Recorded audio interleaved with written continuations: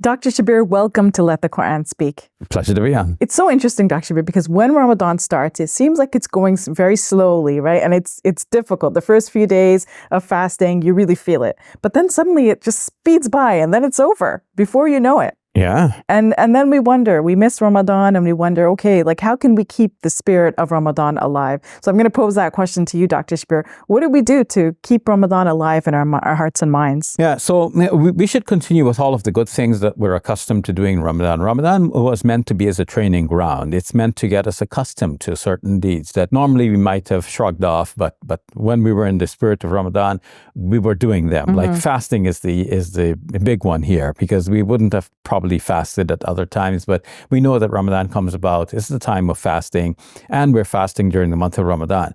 After Ramadan is over, we should not forget that practice. It's a universally recognized practice in many of the world's religions. Even outside of religions, people fast for various reasons, some for health reasons. So let us not forget that fasting is a good practice, and we should continue that after Ramadan is over. So there are some days that are recommended for fasting in the Islamic tradition.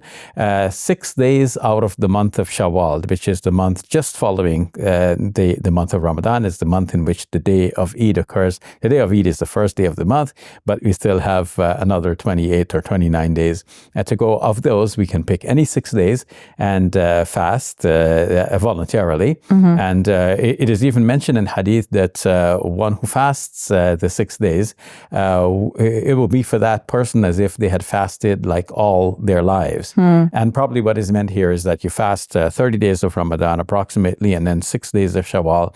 That's 36 in total, and every deed is rewarded 10 times over. So it's as if you fasted 360 days, which is more than the Muslim calendar, which is approximately 354 days.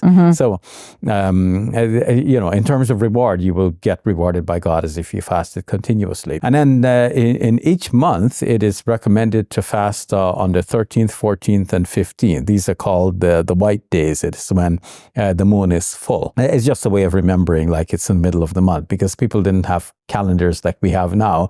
They didn't go marking off the dates on their calendars. So when the moon is full, they knew, like, this is the middle of the month, let me capitalize on this and fast on these particular days. And so it's become a traditional practice. Also, it is mentioned that the Prophet Muhammad, peace be upon him, fasted on Mondays and Thursdays, so this can be ongoing.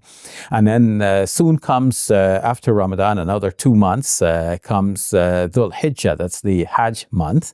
And the first 9 days of Dhul Hijjah are recommended as days of fasting. The 9th day of the month, which is called the day of Arafah, that's the day on which the pilgrims from all around the world would be gathering on Arafah. And then the day after that is Eid, on which we're not allowed to fast. But still, a couple hours in the morning, people will go out for the prayer, and then they will sacrifice animals, and that is when they will eat. Though it's not prohibited to eat prior to that, but so has been the practice. So we have many occasions and opportunities to practice fasting. Yeah. Of course, Dr. Shabir, after Ramadan, there's a certain intensity in Ramadan, right? And after Ramadan, you want to go back to your regular routine. You have work, you have many things that you sort of put to the side or has become secondary to Ramadan. So what is your advice in that respect? Because we can't maintain that excitement and spirit and vigor that we had in Ramadan, but we want to continue to do some things to remain close to God and to kind of like up the ante, If we were a certain way during Ramadan, we can't be exactly that way throughout the year, but still be improving and getting better and drawing closer to God along the way. Yeah, I think you said it right. Like so let's say we're measuring our own progress over time, and let's say on a scale of 1 to 10, we were rising up to 4 before Ramadan started, and now during Ramadan it shot way up to like 7 or 8, right? I say 7 or 8 because we're not 10. perfect. Come on. Okay, let's say 10. All right. Okay, so let's say 10 is the spiritual height of Ramadan, and then after Ramadan, we shouldn't fall back to 4.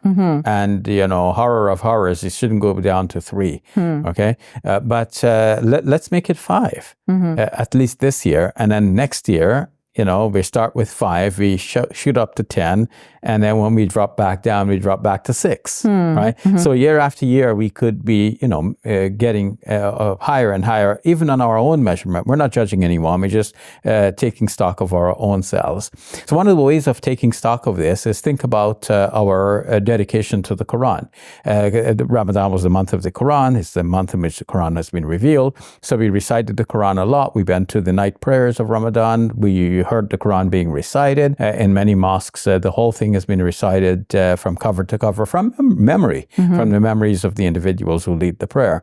And we ourselves have been devoted in our own way, studying, learning, and so on, the Quran. Now, after Ramadan is over, let's not put the Quran back on the shelf to gather dust, but let us open it and read from it. It could be a page a day. How long is the page going to take you? Like maybe 2 minutes? Okay, read half a page if you only have 1 minute, right? Somebody wrote a book entitled The 1 Minute Manager. Manage the Quran, even if it's 1 minute per day. Read half a page for a minute. Put an egg timer, and when the egg timer is, all the sand has gone to the bottom, okay, you say, okay, I've done something now.